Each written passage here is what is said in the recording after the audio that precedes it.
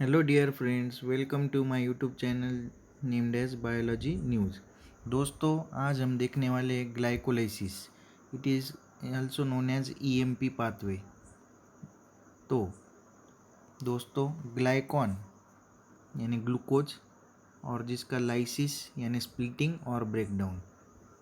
तो ग्लाइकोलाइसिस यानी ग्लूकोज का ब्रेकडाउन होता है या स्प्लिटिंग होती है, उसको हम ग्लाइकोलाइसिस ऐसे कहते हैं।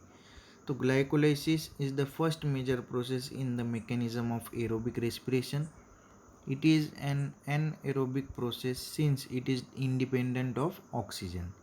It takes place in cytoplasm, hence also called as cytoplasmic respiration. It is common pathway for aerobic as well as anaerobic respiration. Various steps in glycolysis are controlled by specific enzymes. Glycolysis is defined as the stepwise enzymatic breakdown of the hexose sugar, that is glucose, into two molecules of pyruvate into cytoplasm। तो glycolysis यानी stepwise enzymatic breakdown है जिसमें sugar का breakdown दो molecules pyruvate में होता है और वो कहाँ पे होता है तो साइटोप्लाज्म में होता है। Various steps and reactions of glycolytic pathways were worked out by three German biochemists named as Emden, Mayroff and Parnas। So it is also known as the EMP pathway। यानी इनके नाम पर तीन जर्मन बायोकेमिस्ट हैं, उनके नाम पर इसका नामकरण हुआ है और इसलिए इसको हम कहते हैं ईएमपी पाथवे। दोस्तों glycolysis consist of two major phases. पहला तो है प्रिपरेटिव फेज एंड क्लीवेज और इसमें स्टेप्स आते हैं 1 से 5 तक, और दूसरा बी है तो उसका oxidative and pay off phase, तो स्टेप्स आते हैं 6 से 10 तक। तो पूरी अगर रिएक्शन को मिलाकर देखें तो 10 रिएक्शन यानी 10 स्टेप की रिएक्शन पूरी हमें देखने मिलती है, जिसमें ग्लूकोज का ब्रेकडाउन होके दो पायरुवेट मॉलिक्यूल्स बनने वाले हैं। अभी ग्लूकोज बना है दोस्तों 6 कार्बन मॉलिक्यूल से और पायरुवेट मॉलिक्यूल है 3 कार्बन मॉलिक्यूल्स का, तो दो मिलने वाले यानी उसका ब्रेकडाउन पायरुवेट में होने वाला है। तो आइए शुरू करते हैं। पहला तो है दोस्तों नोन एज फॉस्फोराइलेशन। अभी इसमें क्या होने वाला है, glucose 6 molecule undergoes phosphorylation with the help of ATP. It occurs in the presence of enzyme hexokinase and the cofactor Mg plus ions. In this reaction, one phosphate group from ATP is removed to produce glucose 6 phosphate and ADP. अभी the third phosphate group of ATP gets attached to the 6 carbon of glucose। अभी दोस्तों इसमें क्या हुआ, glucose plus ATP hexokinase Mg plus ions gives glucose 6 phosphate और plus ADP। अभी दूसरा है जो दोस्तों नोन एज आइसोमराइजेशन। तो इसमें क्या होता है वो देखते हैं। Where glucose 6 phosphate is converted into its isomer named as fructose 6 phosphate. It occurs in the presence of enzyme known as phosphoglucoisomerase. और तीसरा जो है फॉस्फोराइलेशन सेकंड। अभी इसमें क्या है, during this reaction fructose 6 phosphate is further phosphorylated by ATP molecule to give fructose 1,6 diphosphate and ADP। Thus, second phosphorylation takes place and phosphate group is attached to the first carbon. This reaction is catalyzed by the enzyme phosphofructokinase, यानी enzyme का नाम है phosphofructokinase। These three steps mentioned above the collectively described as preparatory phase of glycolysis। यानी तीनों जो हमने reactions अभी देखी तो इसको कलेक्टिवली क्या कहेंगे हम, तो प्रिपरेटरी फेज ऐसे भी हम इसे कह सकते हैं। तो आइए आगे देखते हैं जो कि फोर्थ स्टेज है और इसको हम क्लीवेज ऐसे भी कहते हैं।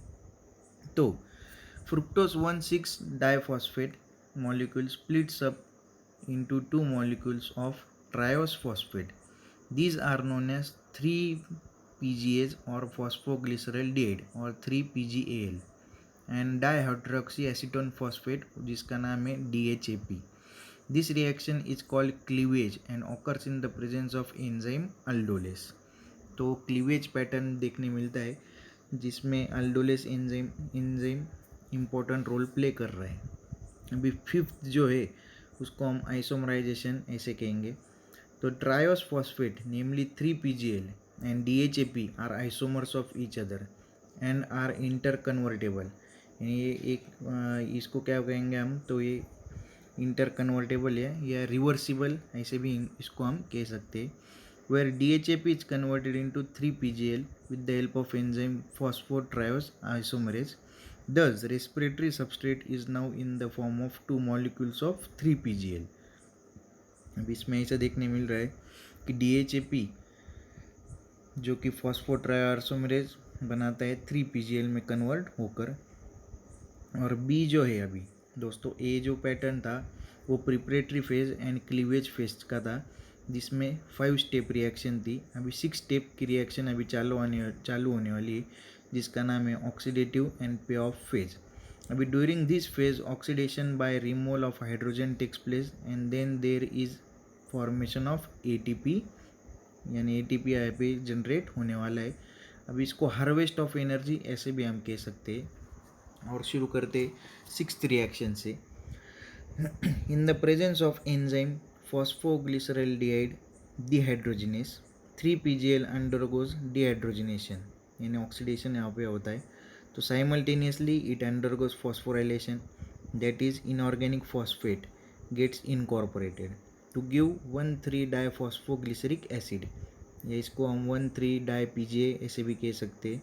अभी ये रिएक्शन में ड्यूरिंग दिस रिएक्शन द को enzyme NAD means nicotinamide adenine dinucleotide takes up 2 hydrogen molecules and get reduce to NADH2. और पूरी प्रोसेस में हमें ये पता चला है. अभी 7 जो स्टेज है यानी 7 जो स्टेप है उसको हम ATP जनरेशन फर्स्ट ऐसे भी कह सकते हैं. वहाँ पे क्या होने वाला है आइए देखते हैं. तो one three diphosphoglyceric acid is converted into three phosphoglyceric acid जिसको 3-PGA हम कहते हैं. By the removal of phosphate group this phosphate combines with the ADP to produce an ATP molecule. वहाँ पे दोस्तों आखिर में ATP मॉलिक्यूल का क्या हुआ है, तो जनरेशन हुआ है. और ये reaction takes place in the presence of enzyme known as phosphoglycerokinase. और 8 जो रिएक्शन दोस्तों वो देखते हैं. 8वीं जो रिएक्शन है जिसको हम आइसोमराइजेशन ऐसे भी कहेंगे. The enzyme phosphoglyceromutase brings about the conversion of 3-PGA into its isomer known as 2-PGA. और दोनों मॉलिक्यूल्स 3 कार्बन मॉलिक्यूल्स के ही बने होते जिनको हम आइसोमरेज या आइसोमराइजेशन रिएक्शन कहेंगे.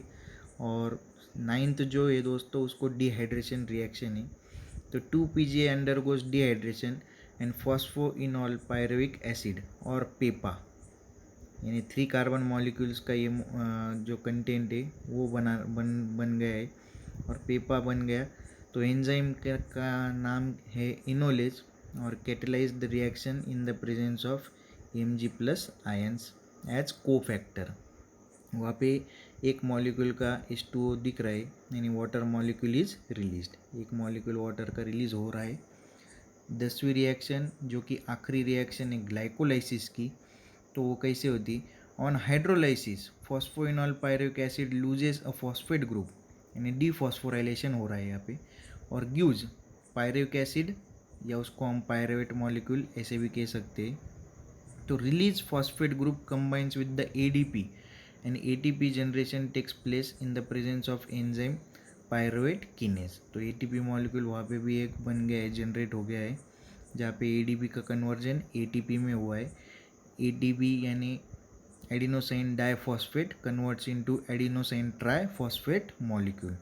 तो आखिरी रिएक्शन जो कि ATP जनरेशन सेकंड की है वो भी हमने देख ली. अभी ये पूरी ओवरऑल रिएक्शन यानी 1 glucose molecule is converted into 2 molecules of pyruvate at the end of glycolysis, as each reaction in the oxidative and payoff phase from step 6 to step 10 above occurs twice, यानी 2 बार होने वाली. कैसे, तो हमने पहले जो चौथी रिएक्शन थी उसका क्लीवेज पैटर्न देखा था और उसमें क्या हो रहा है तो there are 2-PGL molecules formed. तो DHAP का convertible reaction interconvertible reaction DHAP is converted into 3-PGL वो क्लीवेज रिएक्शन के बाद में कि आइसोमराइजेशन जो रिएक्शन थी उसमें आइसोमर्स फॉर्म हुए थे, तो 3 PGL और DHAP यानी डाईहाइड्रोक्सी एसीटोन फॉस्फेट और 3-फॉस्फोग्लिसरिक एसिड या ग्लिसरल डिहाइड, उसको हम ऐसे भी कह सकते हैं। तो ये रिएक्शन 2 बार होने वाली है। Therefore 2 ATP molecules are generated at the step 7 and 2 more ATP molecules are generated at step 10. In all it produces 4 molecules of ATP, यानी पूरी रिएक्शन में कितने मॉलिक्यूल्स अभी बने हैं ATP के 4, और 2 molecules of NADH2 are produced at step 6, यानी छठी रिएक्शन में कितने मॉलिक्यूल्स मिले NADH2 के, वो हुए 2। तो overall equation for glycolysis may be written as glucose plus 2 NAD plus 2 ADP plus 2 phosphate molecules in the presence of enzymes। Glycolysis reaction हो रही है तो 2 पायरुवेट मॉलिक्यूल मिल रहे प्लस 2 NADH2 मॉलिक्यूल मिल रहे और 2 ATP के मॉलिक्यूल्स मिल रहे। तो ये ओवरऑल रिएक्शन है पूरा ग्लाइकोलाइसिस का, जिसमें ग्लाइकोलाइसिस का ब्रेकडाउन या स्प्लिटिंग होकर 2 पायरुवेट मॉलिक्यूल्स हमें मिल रहे हैं विद फॉर्मिंग ATP जनरेशंस, यानी ATP जनरेट हो रहा है, फॉर्म हो रहा है, बन रहा है, जो कि एनर्जी मॉलिक्यूल उसको हम कह सकते हैं। इसको एनर्जी करेंसी भी कह सकते हैं, जिसका नाम है आसान भाषा में ATP मॉलिक्यूल, जो कि हमको एनर्जी प्रोवाइड करता है। हमारे टोटल फंक्शंस इसी वजह से होते। इसको हम फ्यूल ऑफ द बॉडी ऐसे भी कह सकते हैं, यानी हमारे बॉडी का ईंधन, या उसको हम एनर्जी ऐसे भी कह सकते हैं। तो hope you enjoyed the lecture, stay tuned, stay updated, have a good day. But before that, if you are not subscribed my channel, please subscribe it, share it and comment it. Okay दोस्तों, ठीक है, आज के लिए हम glycolysis and करते हैं।